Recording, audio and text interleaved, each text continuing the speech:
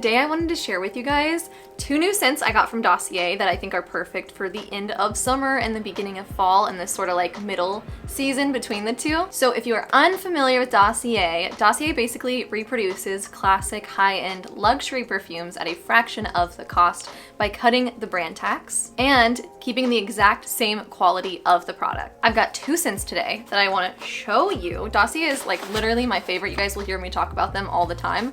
I have really sensitive skin, and so being able to have a perfume that makes me smell good but is a lot more natural and I don't have to worry about it hurting my skin is like really amazing. And I think what I love most about Dossier is that it is so affordable, so you can smell so high-end and not break the bank. The first scent that I want to show you today is Gourmand Orange Blossom, and I feel like this is perfect for that end of summer sort of like Lunasa energy. The notes are orange blossom, black currant, hazelnut, orris, jasmine, sambac, patchouli, praline, vanilla, and tonka bean. So you can see with the base notes that we get more into that depth, that deepness under the orange. So I feel like it's a really, really nice scent for autumn. And Gourmand Orange Blossom is inspired by Lancôme La Vie est belle eau de parfum. I feel like this one just smells like a sunset. Like it's got like the juiciness of the orange, but also like this depth that just feels like autumn is coming. Okay, and my second fragrance is Floral Pink Pepper. This is inspired by Dior Miss Dior Chérie Eau de Parfum. The top notes are bergamot, lychee, orange, middle notes of rose, jasmine, pink pepper, and base notes of patchouli, blonde woods, and vanilla. So again, that like fruitiness and florally on the top, and then as you get deeper it gets a bit warmer, and I just feel like these both are so amazing for the end of summer. One of the things I love about Dossier is they have a risk-free system, so if you get a perfume and you don't love it, you can send it back. There's a no questions asked 30-day return window, and you can get a full refund, so it's really nice. You can see if it's exactly what you want. But I love Dossier has a really great explanation system on their website, so you can really see what it's gonna smell like. I'm really so excited to try out these perfumes for this kind of season and then to get some more autumn smelling perfumes later on. Let me know if you guys get these perfumes and will be scent twins, so comment below, let me know what you're wearing. And you can also use my coupon code to get 5% off, and they have bundle deals and you can stack those. So make sure to stack those coupons if you want extra money off, and let me know in the comments down below which one you got. And a huge thank you to Dossier for collaborating on this video with me. Okay friends, we've got our first P.O. box unboxing and I'm so excited. I'm gonna hold off on any other packages that I get and do those all at once, but this is a little special, okay? This package is edible. So I didn't want to like wait too long, and I already have waited a bit, but I put them in the freezer so they're fine. But yes, one of the Moon Fam babes is Rebecca, who owns Becker's Bakery, and she does all these amazing little treats, and literally this is like the only person who could send me edible stuff and I would actually eat it because I trust her. And she's, I think, been the longest running patron on my Patreon and was one of like the very first supporters of me, so it's like really sweet, and I wanted to show you what she sent, and I'm so excited to open this. I have just been literally waiting, and I'm so excited. So I'm gonna open the card first and we'll see what she says. Oh my god, you guys, this is so cute. Look at this. Look at the little card. Oh my gosh, this is so sweet. It's really cute. Oh my gosh. Okay, we've got a lot. Okay, I'm gonna read it to you guys. It says, "Dear Luna, wow, it has been such a pleasure seeing you grow and develop into the high priestess witch you are today. I still remember the very moment I saw your comment pop up on a Seeking Witchcraft post. You mentioned how you and your future husband were going to get married on the blue moon on Samhain. I thought that was the coolest thing ever and checked out your Facebook profile. I saw your YouTube account link and the rest was history. I know now," there, and then it continues in this note, "I know now there was a reason." I hope it's okay that I'm reading this, Rebecca. If it says anything too crazy, I I won't. I know now there was a reason why I was drawn to your account. You've truly helped me on my journey of becoming a witch and opened my eyes to the other point of view. I appreciate all of the content, love, and care that you show to the world and the Moon fam, and I can't thank you enough for creating the sacred space online for us witches to talk in a non-judgmental way about the things both within and outside of the occult community. You are a beautiful person inside and out, and I'm so happy that you are living out your dreams. Feel free to hit me up if you're ever in Temecula, or if we just so happen to be visiting Missouri/Kansas at the same time. Would love to meet in person one day. I mean all this in the most non-creepy way possible, haha. Any hoosers. As for the treats, I know you mentioned you were in full spooky season mode now, so I drew inspiration from that and decided to make Twilight-themed fudge. You guys, oh my god. The Team Jacob one is chocolate with some grenadine flavor and chopped dried cherries. The Team Edward one is a white chocolate with chopped maraschino cherries and some pearl luster dust. I would keep these in the freezer because of the high sugar content, making them softer at warmer temperatures, and just pull them out little by little to thaw more in the fridge. I hope you enjoy them, and I can't wait to send more treats. Definitely wanting to do a Halloween decorated cookie or something this year. Pinterest got me pinning already. Thank you for getting a P.O. box, and I'll let you know whenever I send more stuff, just so that you know when to at least check it. Love you and keep being the badass witch you are. Your #1 Virgo fan, Rebecca. Oh my god, that was really so sweet. And like I said, she literally has been like in the Moon fam for as long as the Moon fam has been a thing. Like, was the first. So sweet and so amazing, and I'm so ready. And I did see this Edward this little Edward ring, and I was like, oh, we're going Twilight themed. So I already know the first movie that I'm gonna watch when the next time I watch a movie. It has to be Twilight. Look at this Edward situation. So I've always been Team Edward. It's just how it's been. So I think that's the one I really want to try the most. So it is white chocolate with chopped maraschino cherries and pearl luster dust. Really cute packaging. And I'm just gonna pull it out. They smell really, really nice, and they look really good. And there's so many. They are finally thawing. So I've got, she sent 2 of the Team Edwards. I'm so excited to try those. And this is so funny because I knew she was sending these treats, and so I was expecting like a little box, but when I got this big old box, I was like, oh my god, this is gonna be a freaking cake or something. And this Team Jacob one is a lot. This is so cute. I haven't had fudge in a really long time. We used to, growing up, go to this place that was like fudge factory. I don't know. They did like a lot of fudge, and we would always get fudge on like family vacations because that's just what you do in the Midwest. That's just like the thing, I guess. So this is like very nostalgic. I'm gonna try the Team Jacob one. This is so good. This reminds me, I love cherry. This reminds me of a drink we used to make at one of the coffee shops I worked at. It was called a Black Forest Mocha, and it was cherry and chocolate.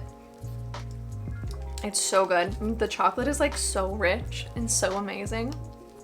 I have been following Rebecca for a long time because she's just been like such a huge follower that like I follow her and I love her stuff.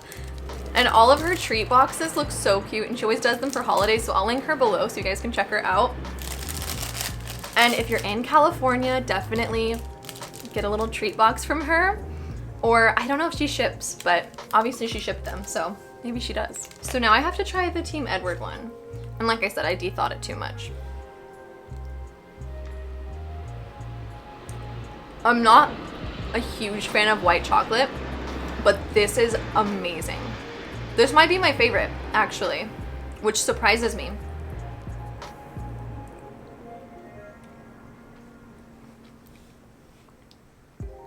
You can see it melted a little bit because I let it defrost too much. This one's super good. I mean, they're both super good. This one just surprised me. And of course, it's Team Edward. Of course, it's my favorite. So thank you so much to Rebecca for sending me this. This was literally so sweet, and I'm so obsessed. And I love this so much. So anybody who sends anything in the PO, I will do a separate unboxing, but this one just felt like it deserved its own little moment. So thank you again to Rebecca. This was so amazing and so tasty, and now I want to go watch Twilight. So maybe I'll do that in the next video. I'm getting so pumped for a lot of the fall books that I've purchased recently, and I wanted to share with you guys some books on my to be read little pile for both fiction and nonfiction. So I've got some like just fun fiction that are kind of like witchy books, and then some like actual nonfiction witchy books that I wanted to share with you guys, and plus some book recommendations of books I've already read that I really like and I think I might reread or at least glance at again for the spooky season this year. Okay, so I want to start with witchy books. Okay, so I've got my little pile here, and I'll just go through each of these and I'll tell you if I've read them and what I think. So this first one is Magical Mediumship, and I have read this book. I read this book last year, and I loved it so much. This is by Danielle Dion, and I really, just as we get closer to Samhain, like to focus on ancestor veneration and connecting to my psychic abilities a bit more, just because that veil is getting thinner. If anyone's watching this who's not a witch, they're probably like, whoa, what? But yeah, anyway, so I read this maybe like a year or two ago, and it's really sweet. My grandma gave it to me, and I thought it was just like such a sweet gift. I will read to you what the back says. It says, this invaluable resource weaves together mediumship, magic, spiritualism, and ancestral reverence to help you forge strong connections to your deceased loved ones. Professional medium Danielle Dion provides hands-on exercises and accessible techniques for honoring your ancestors and working with them for divination and healing. Magical mediumship shows you how connecting with the spirits of the dead enhances your spiritual development and empowers your magical practice. You'll explore recipes and rites to aid communication and psychic ability, rituals to strengthen your relationship with spirit allies and deities, methods for spiritual hygiene and protection, and so much more. Death comes to all of us, but it is not an end. This book helps you partner with those beyond the veil and face death as a positive and natural part of your magic. So super into this, and it was a really great book, and it's probably, I have my other favorite mediumship book in this stack as well, but this and the other book that I'll just talk about next are like my favorite books that I've read in terms of spirit communication and mediumship, because I feel like they are just like to the point, like no, you know, crazy, like random, like fluffing it, and like it's pretty simplified. I don't know if that's a word, but it's simplified. There it is. And it just makes it accessible and realistic. And so it was also a really fun read, and you know, it talked about, there were some like activities, I guess, in the confronting mortality section that were like, write your own eulogy. And I was like, what? And at first I was like kind of uncomfortable with it. Or write your own obituary. And like, I was like, wow, why am I feeling this like weird uncomfortability with it? But I felt like it was really, really good, and I feel like helped my relationship with like death and stuff. So I really like this book a lot. So along the same lines, this is another book. This is Moving Beyond by Flor Lusink, and I found Flor through a podcast she did on Spiritual Shit podcast, which I really like. And this is another really great book for mediumship. And this was the first book that I read that I really, really liked about it, that I felt like helped me. Yeah, and I feel like she kind of has a bit of like a memoir-esque energy to this. I'll just read you the back. It says, learn to access your intuition on demand, create the life you desire, and experience firsthand the signs your loved ones send from the other side. Moving Beyond offers the ultimate guidebook to give anyone, even a beginner, their own spiritual experiences so that you can trust your gut feelings and distinguish them from fear, anxiety, and imagination, find your life's spiritual purpose, feel connection and communicate with those who have passed, and move beyond the physical and into an empowered, intuitive life through real stories and do-it-yourself exercises to access your own spiritual truth. And then there's just like a review from Lana Del Rey, which is just like so funny and like so random. I kind of forgot that was there. Like, okay, we love to see it. She was just like talking about how Fleur is like a really good medium or whatever. And I just think that's quite the review. But this book is definitely, I guess I would say, more beginner and also less witchcraft focused. So, you know, obviously this one is like magical mediumship, so this one is more witchcraft focused, whereas this one is for like any person, anybody of any belief. So almost just lost them all. So there's that. This is, I feel like, more beginner, maybe a touch more new age, but I really liked it, and I remember feeling like the exercises helped me a lot. There were a lot of like, yeah, activities and exercises that I thought were really, really good.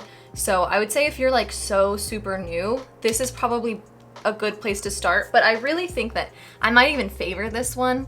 I just feel like this went more in depth into like death itself, and this is more just like communicating with those who have passed on, but this is like, yeah, this is a bit more intense, but both are really, really good and I really like them. Okay, as for the last one that I've read that I recommend in the witchy section is Of Blood and Bones. And if you guys have been here, all my books are falling everywhere. If you guys have been on my channel for a while, then you've heard me talk about this book, hopefully. It is one of my favorite books. It's literally in my bookshelf that I keep at my altar. That is like the books that I continuously go to or reference.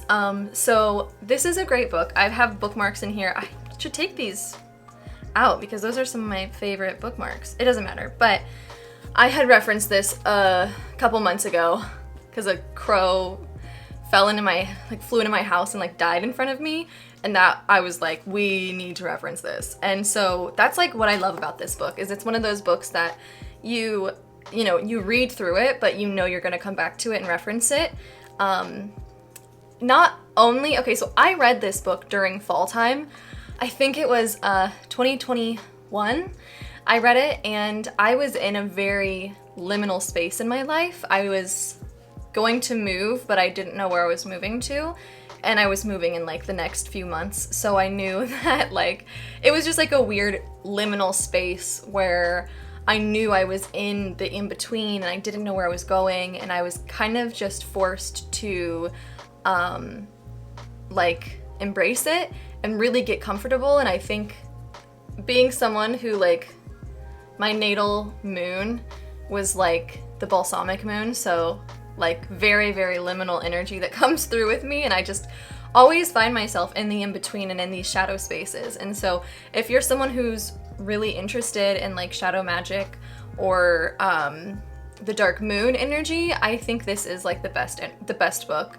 It talks a lot about ethically sourced animal parts and how to work with death in your magic. I'll just explain it by reading it to you. Shadow magic occupies a critical but often misunderstood role in the rich history of witchcraft.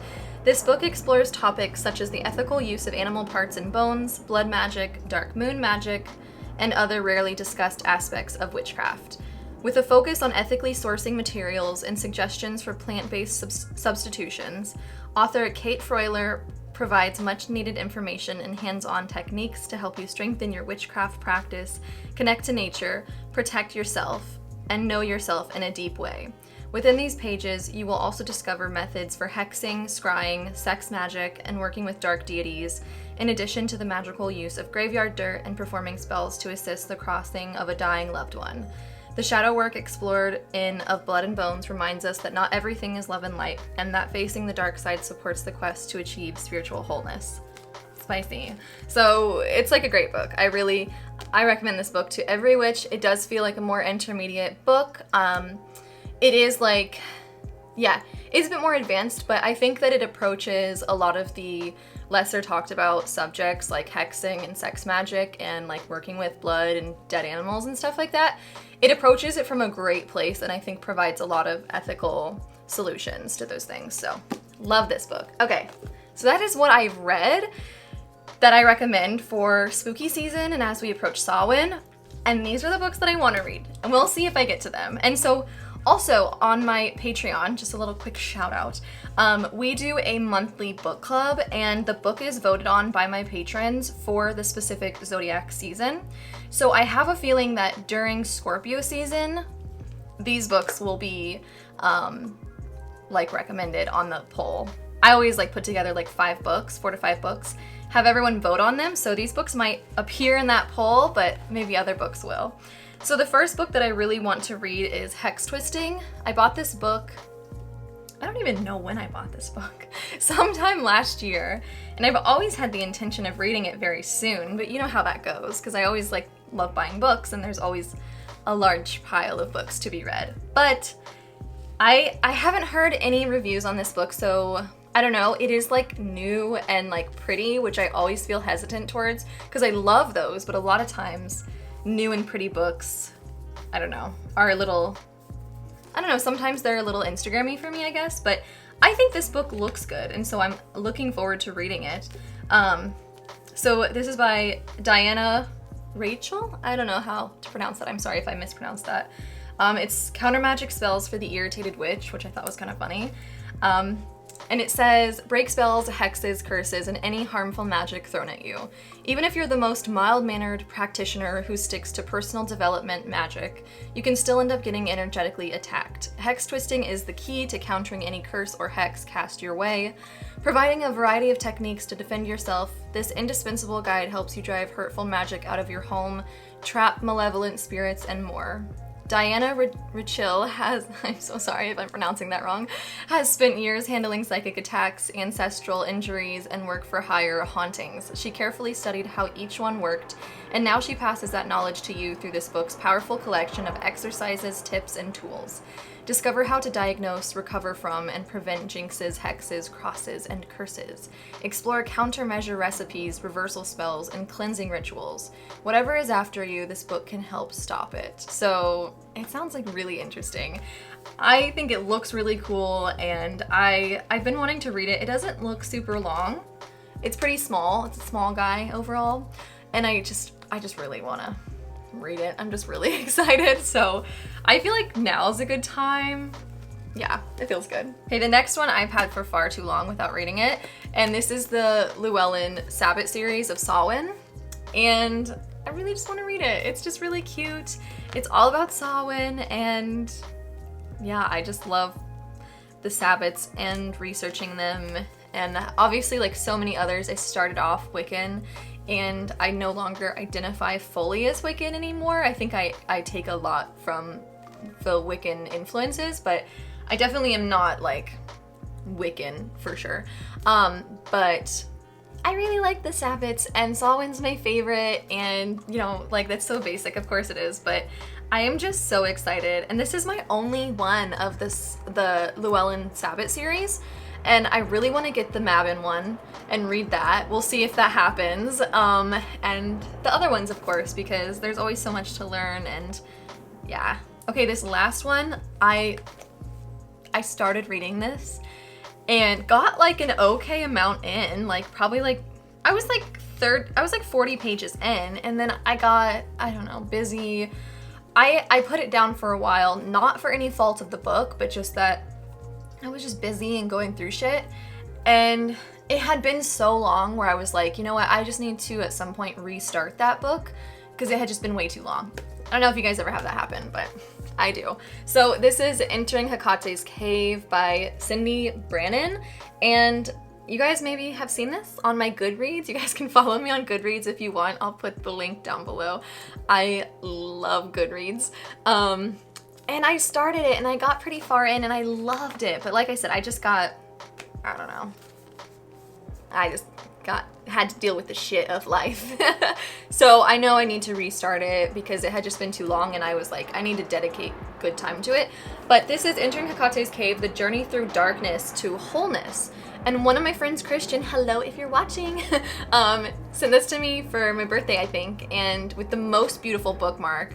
And I started reading it because this year I've been going through a little bit of a dark moon phase, a little bit of a depression, but what's new, you know? And so this book felt really good for that, and I've been wanting to read more about Hecate and connect to her. She's not like a deity that I work with, but I like love underworld deities, and I do work with Hades, so it's kind of like, you know, in a similar vein. But yeah, I was just really excited to read this, and then loved it, and then just got caught off, so I need to get back to it. Yeah, I'll read you the back. It says, to the ancients, the goddess Hecate symbolized the inner journey back to the soul. Philosophers identified her as Anima Mundi, I probably said that wrong, the soul of the world. As such, she connects many archetypes associated with the cycle of life, death, and rebirth. From her role as protector of roadways to her power as the bringer of of death, she offers us keys for healing. Incorporating her own personal experiences with those of her students, Cindy Brannon weaves a supportive circle around the reader as they start their path towards soulful living, culminating in rebirth. Blending symbolism, transcendent experiences, dreams, and natural magic with sound psychology theories and practices. Entering Hecate's cave is an in-depth spiritual journey through the truths and traumas of one's past to a rebirth and renewal of personal wholeness. So, really good book. Feels very like Samhain-y, very much like this kind of like darker phase as we enter the dark part of the Wheel of the Year. And it just feels like a really good, kind of almost like a workbook even. So I'm looking forward to getting back into it, and yeah. So those are all the witchy ones, like the nonfiction witchy ones. And now we're gonna get into the fiction. Okay, so I have read 2 of these. I'll start with the ones I've read and I'll tell you about them and why I think you should read them. And then we'll get into the 2 that I'm definitely planning on reading, but let's be real, like I'm probably gonna read more. Okay, so the first one is The Merciless, and this book is so weird. I love the cover and I really want to get this tattooed. I think that's like really sick. But this is The Merciless by Danielle Vega, and I will read you what MTV.com says. Mean girls with an occult twist. Love that.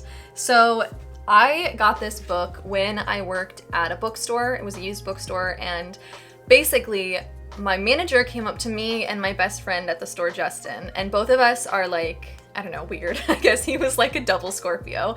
And she was like, you guys are gonna have to fight between each other to see which one of you gets this one, because she knew that we were both gonna love this book, and I ended up, I guess, winning the fight. Look at like the inside page. So this is the best way I can describe this is, I mean, it is Mean Girls with an occult twist, I guess. It's kind of similar to The Craft, I suppose, if you've seen that movie. It's crazy. I haven't read, you guys know I don't read like a ton of fiction, but I haven't read a lot of like thrillers and horror books, but I want to. It was kind of crazy. Like, I'm not gonna lie, like I felt like it was fine. Like, it was very thrillery, it was very kind of spooky. And in the end, it just was like so crazy. I didn't love the way it ended. I felt like the ending was like, I don't know, fine, I guess. But yeah, it's interesting. So it's a pretty quick read. Yeah, it doesn't have anything on the back besides reviews, so I can't really read anything to you. But I mean, it's like a quick read. It is definitely like weird and like intense and gross at times. And yeah, very thrillery, but it was fun. And I think that it's like kind of one of those kitschy, like fun, spooky season books. Okay, the next one. You guys, the next one? Okay. A Touch of Darkness by Scarlett St. Clair. Have you read this? If you guys have read this, you know why I'm like, you know. Okay, so this is a little smutty. Okay, it's definitely smutty. It is good. So it's not like a spooky book, but it is a romance book about Hades and Persephone. There, I said it. I was like, is this a devotional to Hades? Like, is this like an offering to read this? Feels like it is. I liked it. I really liked it. This was literally the first smut book I ever read. You guys are probably like, oh my god, what? That's truth. It's the first smut book I ever read. And yeah, and I liked it a lot. I liked it a lot. And I mean, I can't compare it to other smut books because like I said, I don't really know.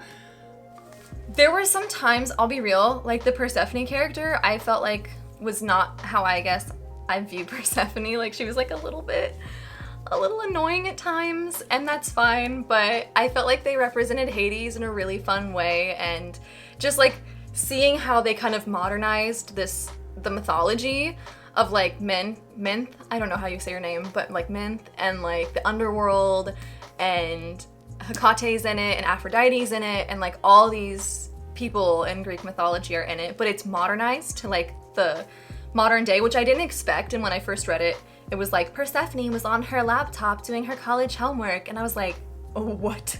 So be aware it's like modernized, but I thought it was fun. It was like a good smut. I enjoyed it. It's a good book. I really enjoyed it. But yeah, I liked it. So anyways, it's a good one if you want to read a little smutty action, learn a little bit about Greek mythology along the way. This one was really, really fun. It's like a series, and I haven't read the other one, so let me know in the comments if you've read this series. Should I keep reading it? Because I took a break, but let me know. Okay, and now the two books that I haven't read that I want to read. The first one, look how cute this copy is of Practical Magic. So this is, you've probably heard Alice Hoffman's Practical Magic. I've seen the movie, I've never read the book, but I bought this book when I worked at the bookstore for $2.95, you guys. I saw it and I was like, I need to get it. And like, just the cover is so cute. It's really, really so cute, and I just really love it. And so, you know, it's like water stained, but it's like really has a personality and like fun. So yeah, I'll read you what it says. For more than 200 years, the Owens women had been blamed for everything that went wrong in their Massachusetts town. And Jillian and Sally endured that fate as well. As children, the sisters were forever outsiders, taunted, talked about, pointed at. Their elderly aunts almost seemed to encourage the whisper of witchery, with their musty house and their exotic concoctions and their crowd of black cats. But all Jillian and Sally wanted was to escape. One would do so by marrying, the other by running away. But the bonds they shared, even into adulthood, brought them back, almost as if by magic. So it's just like such a cute classic, and I've never read it, so like I said, I just really want to read it. Feels like a quick, easy read. I'm just like so excited. It just feels like such a cozy, like it looks so cute with my outfit, like just perfect. So I feel like this is going to become a classic for me that I'll probably just read every year. Okay, and the next one I just bought from Barnes & Noble. First of all, okay, that is the first thing that caught my eye. I don't know if it's gonna show up as vibrant on camera, but it's vibrant. It is so pretty. This is Belladonna by Adeline Grace, and I don't know anything about this book. I really bought it because I thought the cover was pretty. This pink really caught me, and it sounded like a good book. I don't know if it's gonna be smutty. I am open to it. I'm totally open. Like, if it wants to go there, I am open. But I'll just read it to you. For as long as Signa Farrow has been alive, the people in her life have always fallen like stars. Orphaned as a baby, 19-year-old Signa has been raised by a string of guardians, each more interested in her wealth than her well-being, and each has met an untimely end.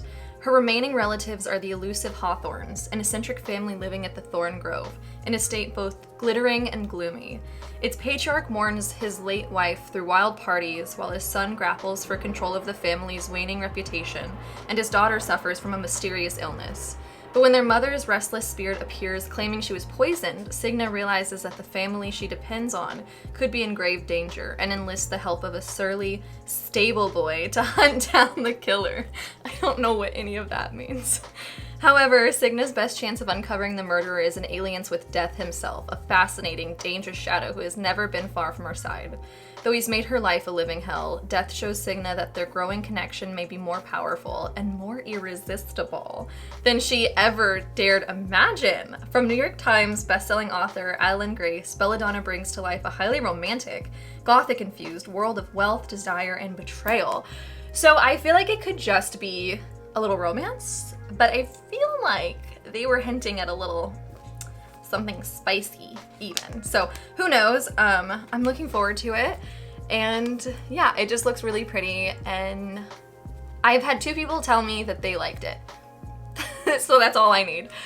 So yeah, so those are the books that I'm looking forward to reading. Let me know in the comments if you guys are like tracking other books that you're gonna read, or if you have any recommendations. I know I've seen so much about Fourth Wing. I've seen so much about it, and so I feel like I need to read that. I don't know if that will be like spooky time energy, or if it's just, I don't know, just a popular book.